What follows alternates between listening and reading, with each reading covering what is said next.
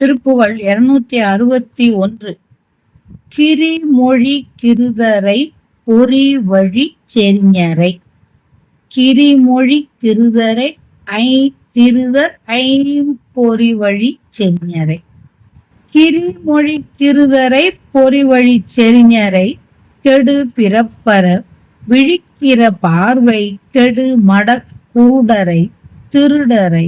சமய தர்க்கிகள் தமை செறிதல் உற்று அறிவேதும் அறிதல் அற்று அயர்தல் உற்று அவிழ்தல் அற்று அருகல் உற்று அரவு நெற்கழி கரு கடலூடே அமிழ்தல் அற்று எழுதல் உற்று உணர் நலத்து உயர்தல் உற்று அடியிணைத்து அணிகிடப் பெறுவேனோ.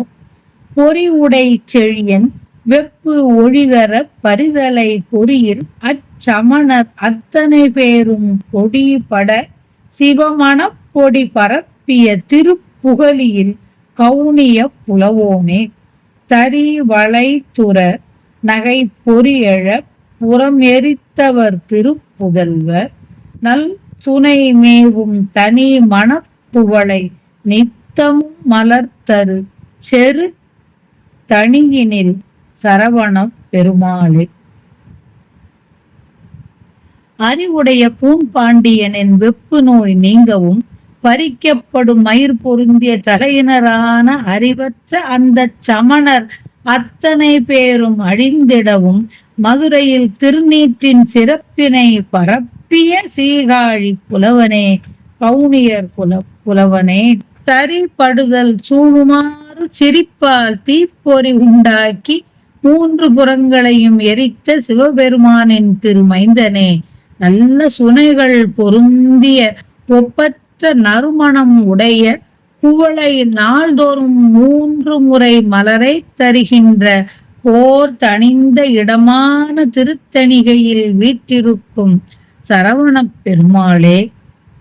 பொய்மொழி பேசுகின்ற செருக்கு உடையவரை ஐம்பொறிகளின் வழியே செல்பவரை. கிரிமொழி கிருதரை ஐம்பொறி வழி செறிஞரை.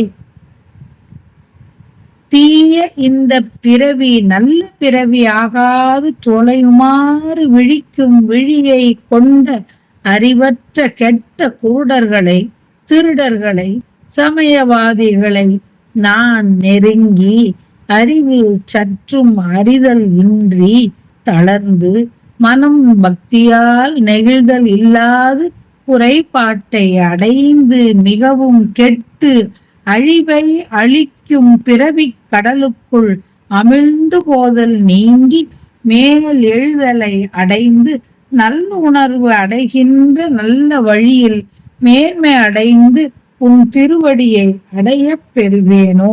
உன் திருவடி நிழல் எனக்கு அடைக்கலமாக வேண்டும். திருஞான சம்பந்தர் பூண்பாண்டியனுக்கு திருநீற்றை பூச அவனது வெப்பு நோய் நீங்கி பின் அவன் சைவனானான் என்பது வரலாறு.